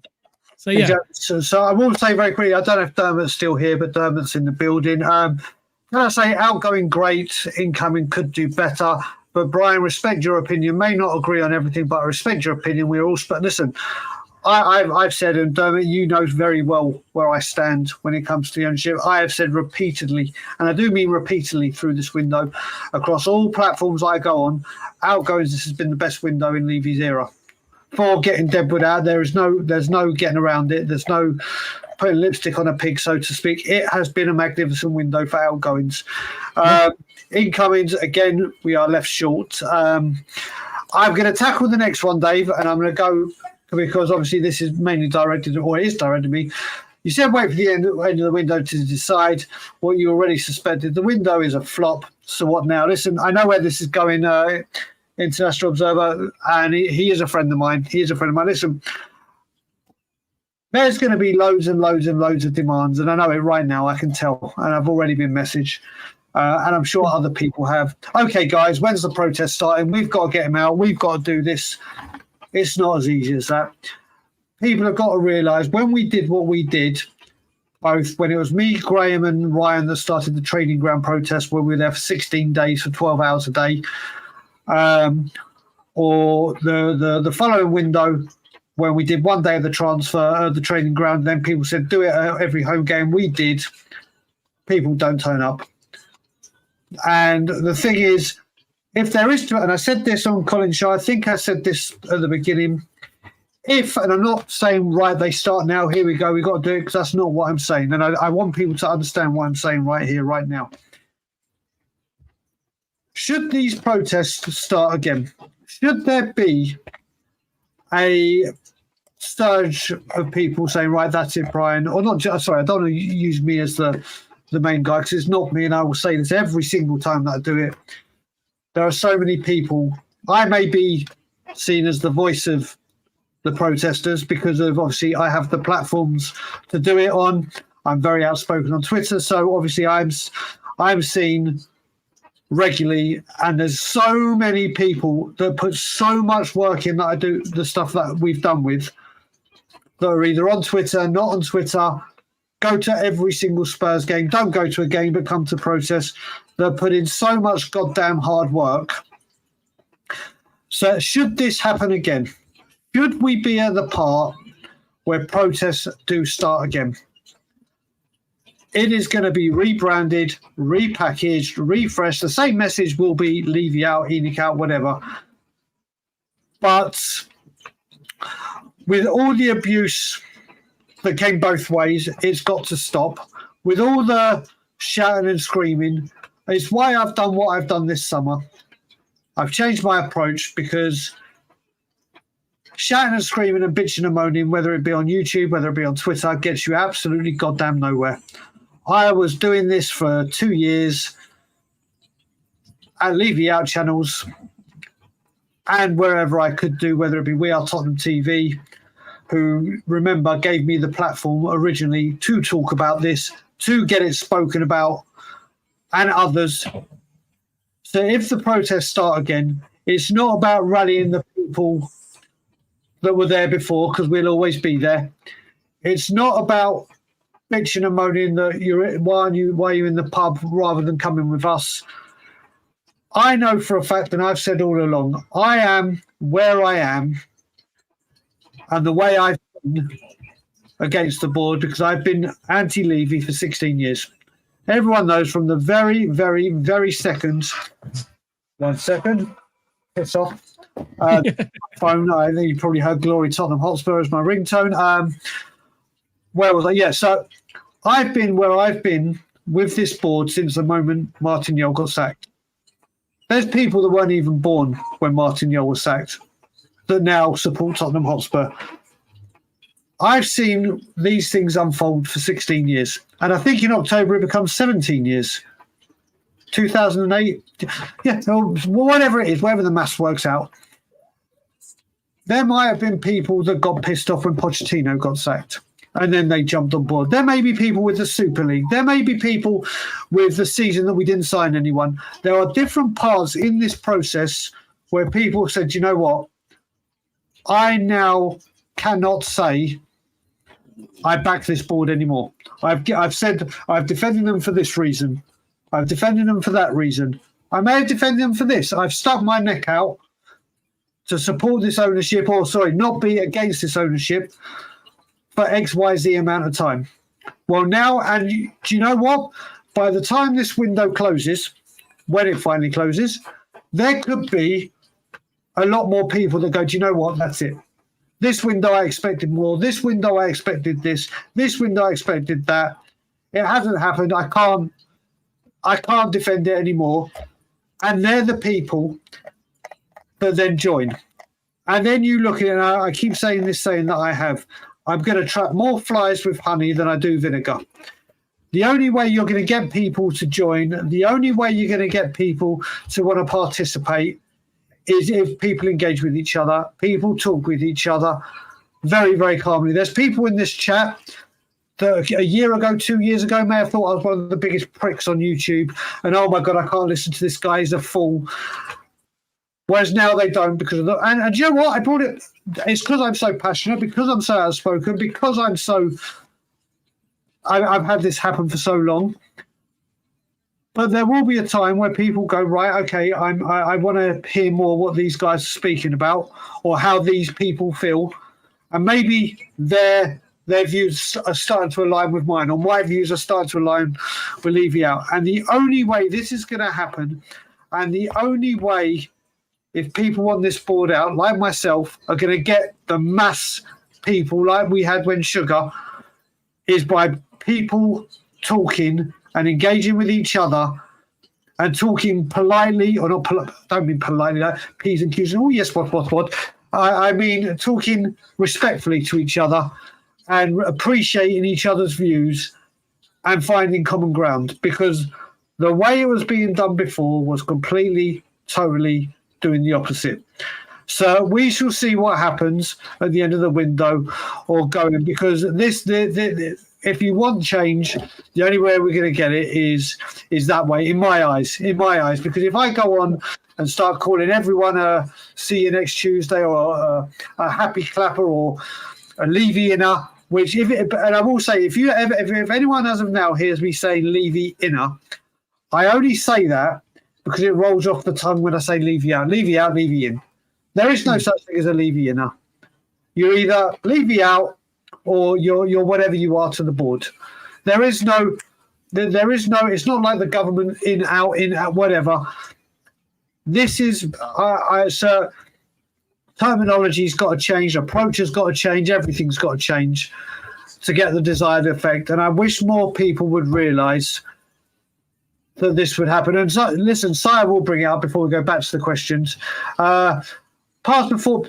This is it. You've got to look at it. We could go on a 10-game winning run right now, and then everything's all happy again. We could lose to Newcastle. We could lose to Arsenal. Realistically, this could happen, and we know our record. And then you know what Twitter and social media and YouTube channels, including me, I don't excuse myself. If we lose to Arsenal and Newcastle, whereas I won't blame Daniel Levy for the result, where I would before, he's going to come under scrutiny for not backing or not getting the players, blah, blah, blah, blah, blah. So I've got to make sure that when I do my rants, the approach is the right way, and I don't blame Levy because the day ends in Y. I don't blame Levy because Romero got sent off, and I'm just saying Romero because it's the first player that came into my head. We just got another super chat in, and then we'll go back to questions. So,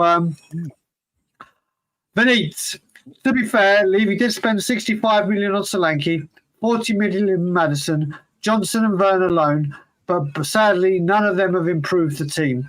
Who's selecting these guys? Only decent buys have been Van der Ven. I'm going to let you take that one, Dave. And thank you. I really appreciate that, Vinny. I agree. Yeah, fair play to Levy. He has spent the money, right? And yes, these players haven't worked out, but it's a collective issue, right? You can't, there is people who will blame solely Levy for this, right? And he is part to blame. But also, you could say Lange is part to blame. You could also say Ange is part to blame. But as a collective, you know, the end book always ends with Levy because he's the one who says the go-ahead, yes or no. You can have the money, you can't. And, you know, as a whole network, them players we brought in, Solanke, we don't know. He's had one game with us and he's got injured. Maddison, to be fair to him, he's been pretty poor, considering. Johnson, let's just say he shouldn't be starting football at the present moment. He is not doing well. And we all know about Timo Werner, right? So it's a collective. It's not Levy. It's not Ange. It's not Lange. It's not even Mackenzie, who's apparently the scout. It is them all as a single collective. Do you all agree to this? They all went with this, so it's all on them. That's it. There you go. I just want to say as well with Matty, thank you so much for this message, Matty. When I found this channel, the first evening brews, you were calm and you made a half an hour rant and you changed my views completely. Since then, I've started agreeing with many of your views. Big up. And that's what it is.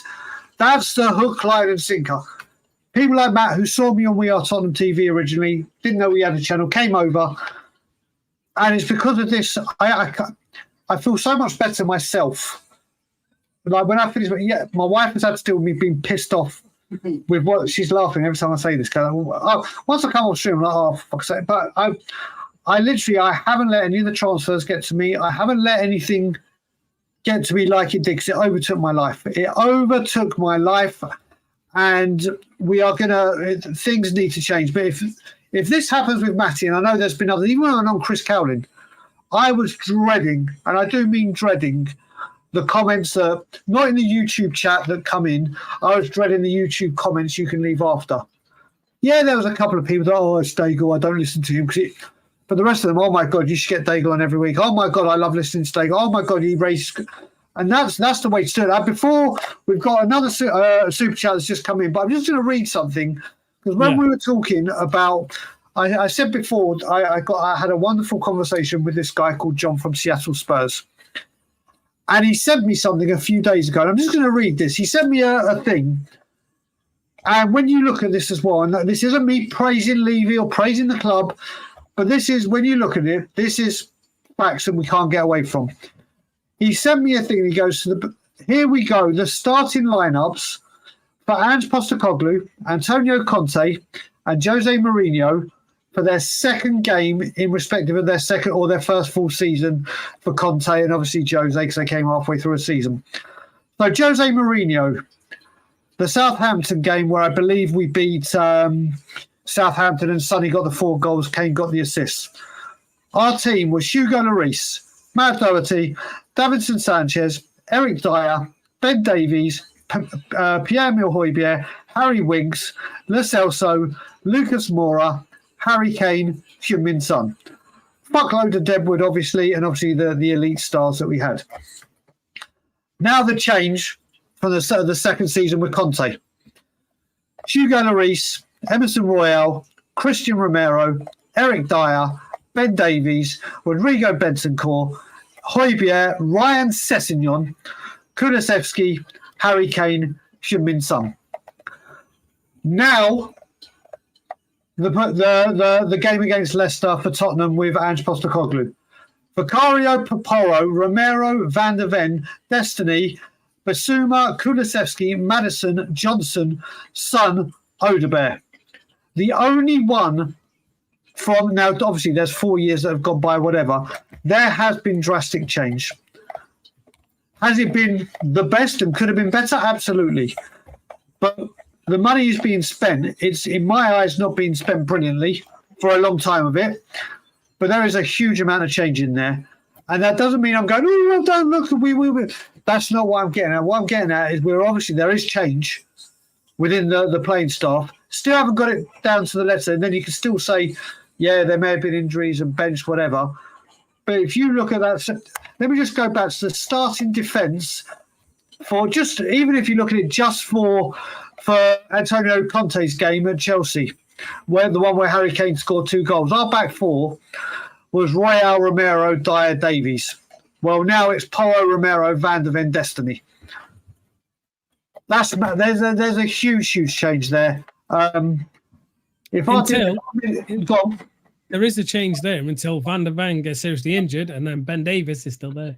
Yeah, this is the problem, the depth. Yeah. That's the problem, the depth. It's see, this is the way you can take it one way or the other, really, can't you?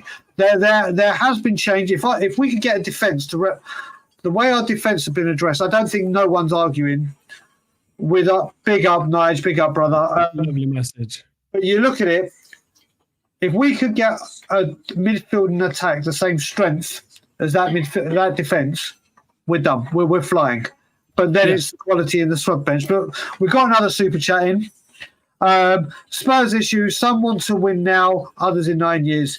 Yeah, listen, Rinketic, there are people. Listen, again, this is one thing. There are people that value top 4 over a trophy. There are people that look at things a different way. I'm old school. Trophies over 4th. Glory over money. And I think we all want the glory. It's how we get there, who we get there with, whatever it may be. But let's get through these questions that we've got. Yeah, because I have to go shortly. Yeah, let's see. Is this the one? A question from Matty. Big up, Matty. It's not like Ange can say no when someone has asked him if he has been backed. He would be out the club instantly. Even if he thinks he hadn't, he can't say it, can he? Go on, you go first, buddy. No, he can't. And I totally agree with what he's saying, Matty. Honestly, he can't. He can't just come out and go, no, I haven't been backed. How dare the club, blah, blah, blah. He generally wants to do something with the club. Unfortunately, whether he can or can't, well, we'll have to wait and see. But now is the way to see how he is after losses, because that's the telling story. Because after losses, when you know you haven't been backed, your words change. The style you come out with and how you speak changes. We've seen that with Jose. We've seen that with Conte. We will certainly see it with Ange.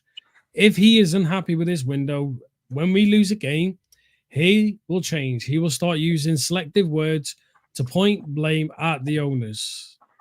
So we'll have to wait and see now. But yeah, he can't just come out and say, no, I haven't been backed. You know what I mean? But it is what it is, isn't it? It's the life of a football manager. Exactly. Christopher, I've seen you put about Fabrizio Romano in Lo Celso. We have discussed that. You may have been late to the party. But yeah, that has been done and dusted. Listen, what I will say about is, like I said, I personally think if we don't get, let's just say we get 0 points in the next 2 games, I think you will see Ange nowhere near Conte. Nowhere. He won't do that. But I don't think he's someone that will hide his frustration. I think he'll put it a different way. I think it may even be done internally. But I personally, and I don't know how other people feel in the chat, I don't think he's 100% happy. I'm not going to give a percentage of where I think he is, but I don't think he's 100% happy. And do you know what? Maybe it's a manager's prerogative to never be 100% happy. But you know what I mean. It might be the. Oh yeah, I've got to give a shout out to Craig's very good friends, Greta and Gertruda. I said I would say it. There you go, buddy. Have a good time with Greta and Gertruda. That's so random. Random. I'm not even believing. I'm not going into the details. I want to say big up Craig for your nice comment as well. Yeah, and to everyone. Nice comments to me. I appreciate that, all of you. Exactly. So we'll go on to the next one. Divine on loan ? Listen, it's broken down with Birmingham. I had a discussion when I saw Birmingham. I went, do you know what? I said, for fuck's sake, would have been perfect for him. Obviously, working under Davies, the ex-Spurs coach that's now taken control. And I got speaking to a guy called Nate. It was like, Brian, surely he deserves to be, or not perfect. The championship would have been better. And we had a conversation. I was like, don't get me wrong, the championship would have been much, much better. But if Birmingham is the only club that's going in for him, or Spurs can get a deal agreed with because of the connection with the manager, I'd rather he goes get regular minutes, and maybe in January he goes to a championship side or comes back into the team. I'd rather him go and get regular minutes rather than sit at Spurs and hardly get any. I know how good Alfie is. I know how good Alfie's going to become, and I've always said it. So I really hope he gets a loan. If he doesn't, I hope Europa League he gets played as one of the youngsters that they will play. But I'm hoping, as much as with my heart I want to see Alfie stay at Tottenham this season and thrive, I think he needs a loan. Vanit, here we go. For me, West Ham, Villa are having a better squad than Spurs, and won't be surprised if Newcastle and Palace have it so by the end of the window. What's the best case for finish? Right, window shuts right now, and obviously forget January's coming up right now. Forget right now, where would you say Spurs finish in the league? And bear in mind, people, when we give our positions, that's also bearing in mind the 3 cup competitions we are, squad depth, blah, blah, blah, blah, blah. So where are you, Dave? As a window shuts right here, right now, we've got what we've got. Where does Spurs finish? And everyone in the chat. First. No, I'm joking. I'm going to say, sixth. You're going 6th? Yeah, I'm saying 6th. You're going 6th. Okay, let's see what we got. We've got 7th, 6th, 8th. Or actually, you can just bring them up because I'm going to stay here. For me, at the moment, if the window's shut right now, I'm with Barbaric Disdain and the others, I'm saying 8th. And the only reason I'm saying 8th, and there's logic behind it, is I first of all think that Manchester United, Newcastle United may not have bought anyone in just yet, or if they don't have the injuries they had last season, they'll be right up there again. They will be right up there again. Villa, people have been saying Villa's had a better window. They brought in players ready for the Champions League. They've also loaned out some of the players they brought, which shows that they had an ulterior motive with them. And the reason I'm saying 8th as well is I'm very concerned at how light we are. But the most important thing for me is and I've said this on many streams and YouTube and Twitter, is I want us to go all out for the cups. We're not getting champions. I do not see us. Has anyone said top 4? Has anyone?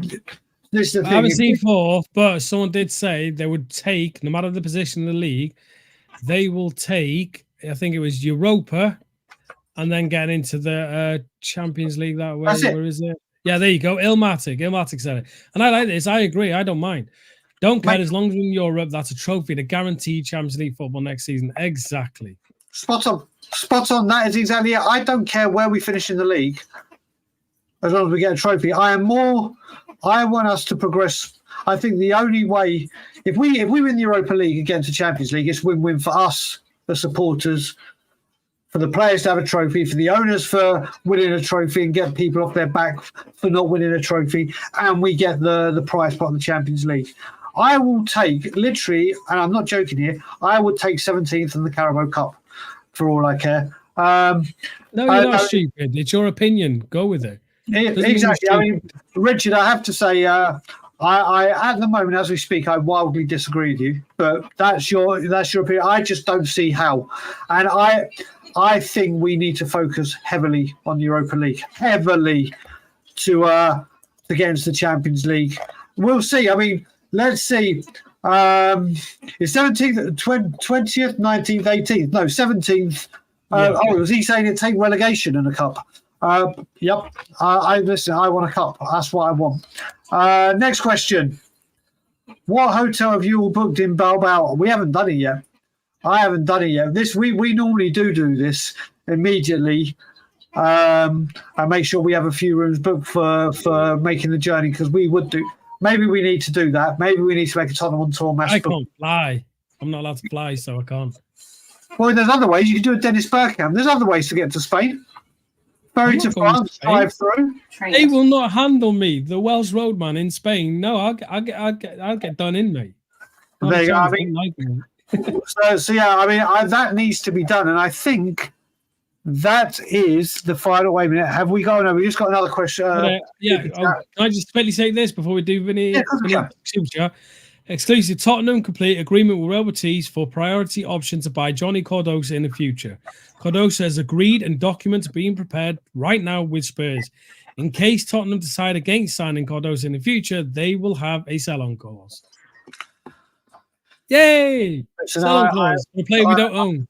I'm not going to tweet it, but I want to tweet it and say embarrassing.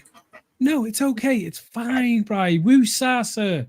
Breathe. Listen, mate, I am Wusa, but it is embarrassing. It's frustrating. It's getting frustrating. It's getting really frustrating. That deal is embarrassing. That option to buy and then maybe I'm sorry, now I may anger people by saying it's embarrassing, but it is absolutely embarrassing.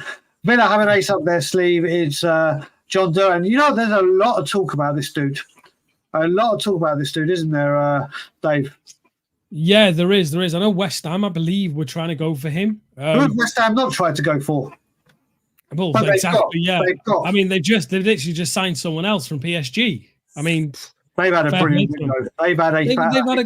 They've had a good window. We've got to see how they do under Lopetegui. They haven't fully clicked right now. You can see that in the games. They are struggling.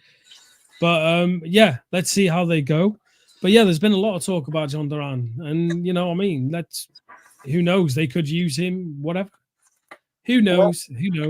Well, that's it for the members show, guys. It was early because Dave wasn't able to do something because he's got something. I know, sorry. I do apologize.